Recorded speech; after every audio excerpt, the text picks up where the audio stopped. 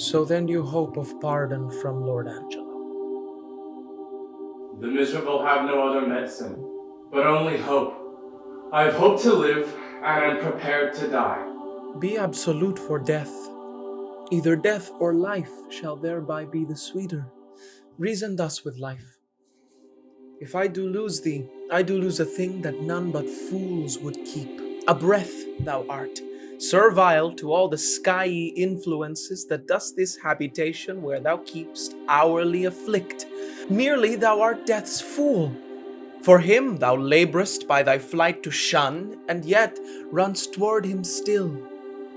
Thy best of rest is sleep, and that thou oft provokest, yet grossly fear'st thy death, which is no more. Thou art not thyself, for thou exists on many 1,000 grains that issue out of dust. Happy thou art not, for what thou hast not, still thou strivest to get, and what thou hast, forgett'st. Thou art not certain, for thy complexion shifts to strange effects after the moon. If thou art rich, thou art poor. For like an ass whose back with ingots bows, thou bearst thy heavy riches but a journey, and death unloads thee. Friend hast thou none, for thine own bowels, which do call thee sire, the mere effusion of thy proper loins, do curse the gout, serpigo, and the rheum for ending thee no sooner. Thou hast nor youth nor age, but as it were an after-dinner sleep, dreaming on both, for all thy blessed youth becomes as aged, and doth beg the alms of palsied eld. And when thou art old and rich, thou hast neither heat, affection, limb, nor beauty to make thy riches pleasant. What's yet in this that bears the name of life? Yet in this life lie hid more 1,000 deaths. Yet death we fear that makes these odds all even. I humbly thank you. To sue to live I find, I seek to die, and seeking death, find life. Let it come on. Signor, here is your sister.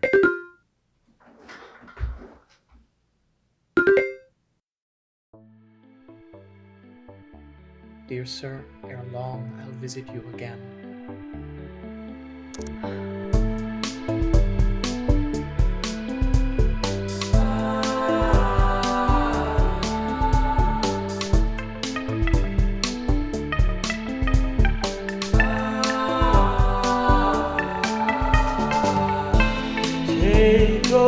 Take those lips away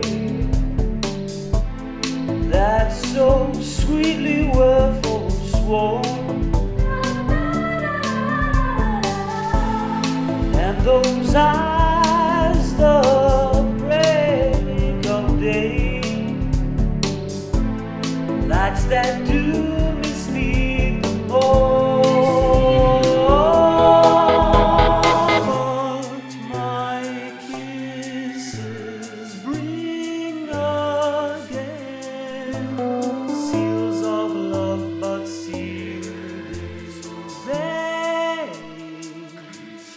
Sealed in vain.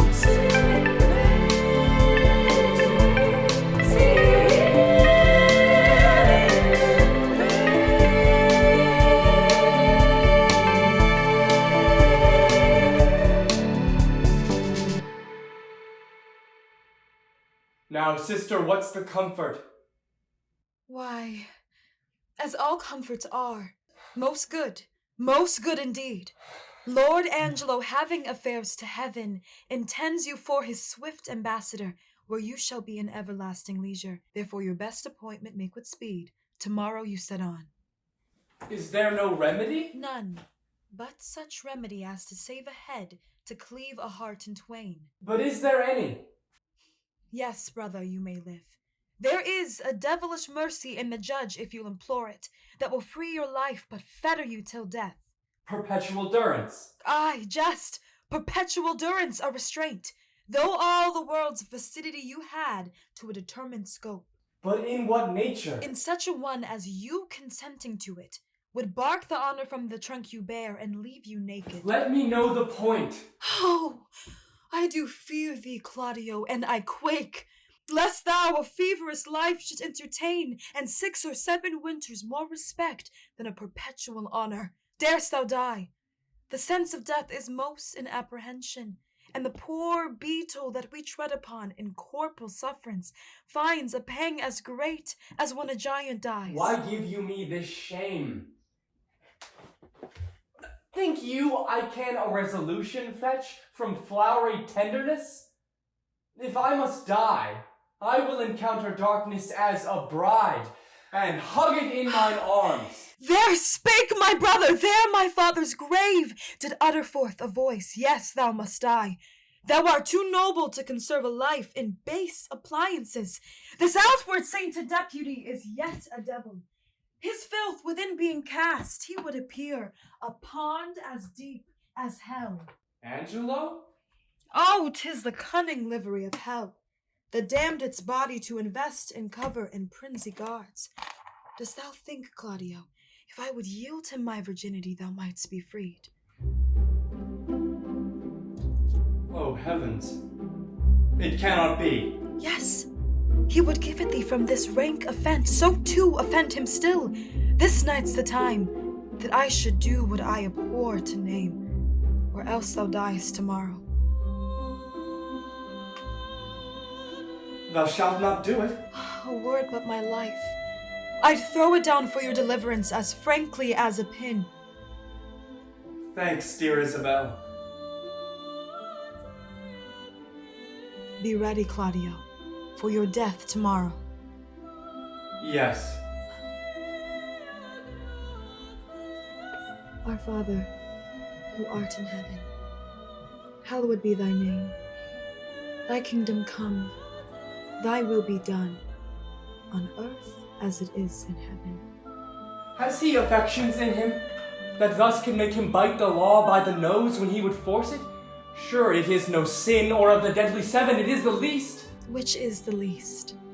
If it were damnable, he being so wise, why would he for the momentary trick be perdurably fined? Oh, Isabel. What says my brother? Death is a fearful thing. And shamed life a hateful. Aye, but to die and go we know not where. To lie in cold obstruction and to rot, this sensible warm motion to become a kneaded clod, and the delighted spirit to bathe in fiery floods, or to reside in thrilling region of thick, ribbed ice, to be imprisoned in the viewless winds and blown with restless violence round about the pendant world, or to be worse than worst, of those that lawless and in certain thought imagine howling 'tis too horrible. The weariest and most loathed worldly life, that age, ache, penury, and imprisonment can lay on nature is a paradise to what we fear of death. Alas, alas! Sweet sister, let me live. What sin you do to save a brother's life, nature dispenses with the deed so far that it becomes a virtue. Oh, you beast! Oh, faithless coward! Oh, dishonest wretch! Wilt thou be made a man out of my vice? Is it not a kind of incest to take life from thine own sister's shame? What should I think? Heaven shield, my mother played my father fair, for such a warped slip of wilderness ne'er issued from his blood. Take my defiance, die, perish, might but my bending down reprieve thee from thy fate, it should proceed. I'll pray 1,000 prayers for thy death, no word to save Nay, thee. hear me, Isabel. Oh, fie! Thy sin's not accidental, but a trade. Mercy to thee would prove itself abad. 'Tis best thou diest quickly. Oh, hear me, Isabella. Vouchsafe a word, young sister, but one word. What is your will? I would by and by have some speech with you. The satisfaction I would require is likewise your own benefit. I will attend you in a while.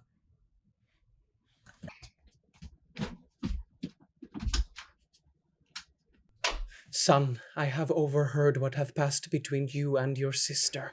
Angelo had never the purpose to corrupt her, only he had made an essay of her virtue in order to practice his own judgment with the disposition of natures. She, having the truth of honor in her, made him that gracious denial which he is most glad to receive. I am confessor to Lord Angelo, and know this to be true. Therefore prepare yourself to death. Do not satisfy your resolution with hopes that are fallible. Tomorrow you must die. Go to your knees and make ready. Let me ask my sister pardon. I am so out of love with life that I will soon to be rid of it. Hold you there. Farewell.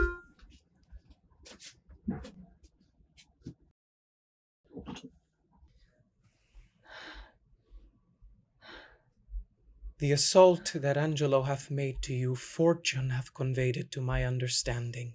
And but that frailty hath examples for his falling, I should wonder at Angelo. How will you do to content this substitute and to save your brother? I am now going to resolve him. I had rather my brother die by the law than my son should be unlawfully born. But oh, how much is the good Duke deceived in Angelo! If ever he return and I can speak to him, I will open my lips in vain or discover his government. That shall not be much amiss. Yet as the matter now stands, he shall avoid your accusation. He made trial of you only. Therefore fasten your ear on my advisings. To the love I have in doing good, a remedy presents itself. I do make myself believe that you may most uprighteously do a poor wronged lady a merited benefit. Redeem your brother from the angry law, do no stain to your own gracious person, and much please the absent duke, if peradventure he shall ever return to have hearing of this business. Let me hear you speak farther. I have spirit to do anything that appears not foul in the truth of my spirit. Virtue is bold, and goodness never fearful. Have you not heard speak of Mariana, the sister of Frederick, the great soldier who miscarried at sea? I have heard of the lady, and good words went with her name. She should this Angelo have married, was affianced to her by oath, and the nuptial appointed, between which time of the contract and the limit of the solemnity, her brother Frederick was wrecked at sea, having in that perished vessel the dowry of his sister. But mark how heavily this befell the poor gentlewoman. There she lost a noble and renowned brother. With him the portion and sinew of her fortune, her marriage dowry, with both this well-seeming Angelo. Can this be so? Did Angelo so leave her? Left her in tears, and dried not one of them with his comfort, swallowed his vows whole, pretending in her discoveries of dishonor, in few bestowed her on her own lamentation, which she yet wears for his sake, and he, a marble to her tears, is washed with them, but relents not. What a merit were it in death to take this poor maid from this world! What corruption in this life that it will let this man live! But how out of this can she avail? It is a rupture that you may easily heal, and the cure of it not only saves your brother, but keeps you from dishonoring doing it. Show me how, good father. This forenamed maid hath yet in her the continuance of her first affection. His unjust unkindness, that in all reason should have quenched her love, hath like an impediment in the current made it more violent and unruly. Go you to Angelo. Answer his requiring with a plausible obedience. Agree with his demands to the point. Only refer yourself to this advantage. First, that your stay with him may not be long, that the time have all shadow and silence in it, and the place answer to convenience. This being granted in course, and now follows all. We shall advise this wronged maid to stead up your appointment. Go in your place. If the encounter acknowledge itself hereafter, it may compel him to her recompense.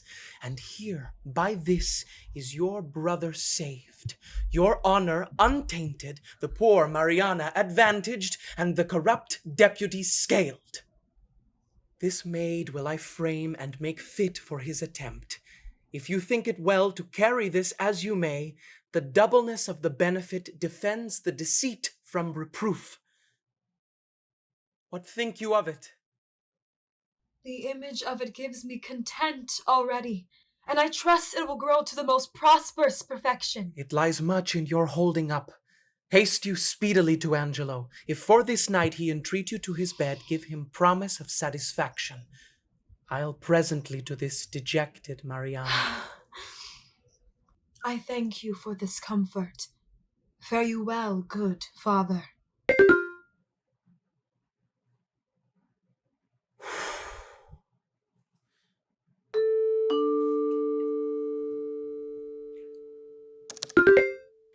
Omni patri et filii. Bless you, Friar. What news abroad? I know none. News of the Duke. Can you tell me of any? Some say he is with the Emperor of Russia, others some he is in Rome, but where is he, think you? I know not where, but wheresoever I wish him well. It was a mad, fantastical trick of him to steal from the state and usurp the beggary he was never born to. Lord Angelo dukes it well in his absence. He puts transgression to it. He does well in it. A little more lenity to lechery would do no harm in him. Something too crabbed that way, Friar. It is too general a vice, and severity must cure it. Yes, in good sooth the vice is of a great kindred, it is well allied, but it is impossible to extirpate quite, Friar, till eating and drinking be put down. They say this Angelo was not made by man and woman after this downright way of creation. Is it true, think you? How should he be made, then? Some report a sea maid spawned him, some that he was begot between two stockfishes, but it is certain that when he makes water, his urine is congealed ice. That I know to be true. You are pleasant, sir, and speak apace. Why, what a ruthless thing is this in him, for the rebellion of a codpiece to take away the life of a man. Would the Duke that is absent have done this? Ere he would have hanged a man for getting 100 bastards, he would have paid for the nursing 1,000. He had some feeling of the sport. He knew the service, and that instructed him to mercy. I never heard the absent duke much detected for women. He was not inclined that way. Oh, sir, you are deceived. 'Tis not possible. Who, not the Duke? Yes, your beggar of 50, and it was his use to put a ducat in her clack dish. The Duke had crotchets in him. He would be drunk too. That let me inform you. You do him wrong, surely. Sir, I was an inward of his. A shy fellow was the Duke, and I believe I know the cause of his withdrawing. What, I prithee, might be the cause? No, pardon, 'tis a secret must be locked between the teeth and the lips, but this I can let you understand. The greater file of the subject held the Duke to be wise. Wise? Why, but no question he was. A very superficial, ignorant, unweighing fellow. Either this is envy in you, folly, or mistaking. The very stream of his life must give him a better proclamation. Sir, I know him and I love him. Love talks with better knowledge, and knowledge with dearer love. Come, sir, I know what I know. I can hardly believe that, since you know not what you speak. But if ever the Duke return, as our prayers are he may, let me desire you to make your answer before him. If it be honest what you have spoke, you'll have courage to maintain it. I am bound to call upon you, and I pray you, your name. Sir, my name is Lucio, well known to the Duke. He shall know you better, sir, if I may live to report you. I fear you not, but no more of this. Canst thou tell me if Claudio die tomorrow or no? Why should he die, sir? Why? For filling a bottle with a tundish. I would the Duke we talk of were returned again. The ungenitured agent will unpeople the province with continency. Sparrows must not build in his house eaves because they are lecherous. The Duke would have dark deeds darkly answered. He would never bring them to light. Would he were returned. Mary, this Claudio is condemned for untrussing. Farewell, friar. I prithee, pray for me.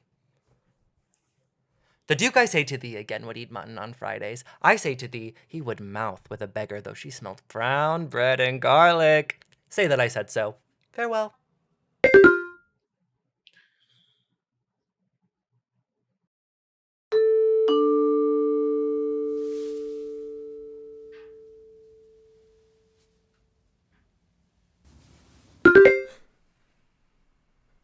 Good even, good father. Bliss and goodness on you. Of whence are you? Not of this country, though my chance is now to use it for my time. I am a brother of a gracious order, late come from the sea in special business from his holiness. What news abroad in the world? None, but that there is so great a fever on goodness that the dissolution of it must cure it. There's scarce truth enough to make society secure, but security enough to make fellowships accursed. Much upon this riddle runs the wisdom of the world. This news is old enough, yet it is every day's news. I pray you, of what disposition was the Duke? One that, above all other strifes, contented especially to know himself. What pleasure was he given to? Rather rejoicing to see another marry, than marry at anything which professed to make him rejoice. A gentleman of all temperance. But leave we him to his events, with a prayer that may prove prosperous. And let me desire you to know how you find Claudio prepared. I am made to understand that you have lent him visitation. Yet had he framed to himself by the instruction of his frailty many deceiving promises of life, which I by my good leisure have discredited to him, and now is he resolved to die. You have paid the heavens your function, and the prisoner the very debt of your calling. I myself have labored for the poor gentleman to the extremest shore of my modesty, but my brother Justice have I found so severe that he hath forced me to tell him that he is indeed Justice. If his own life answer the straightness of his proceeding, it shall become him well, wherein if he chance to fail, he hath sentenced himself. I am going to visit with the prisoner. Fare you well. Peace be with you.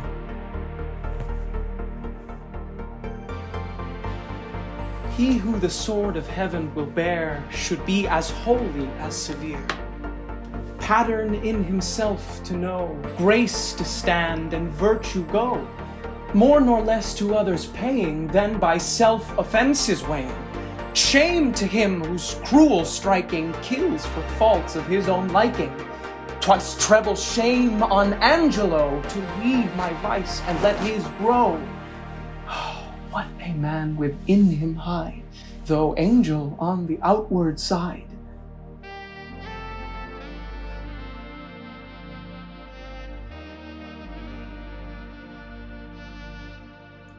Craft against vice must I apply. With Angelo tonight shall lie his old betrothed, but despised. So disguised shall, by the disguised, pay with falsehood, false exact, and perform an old contract.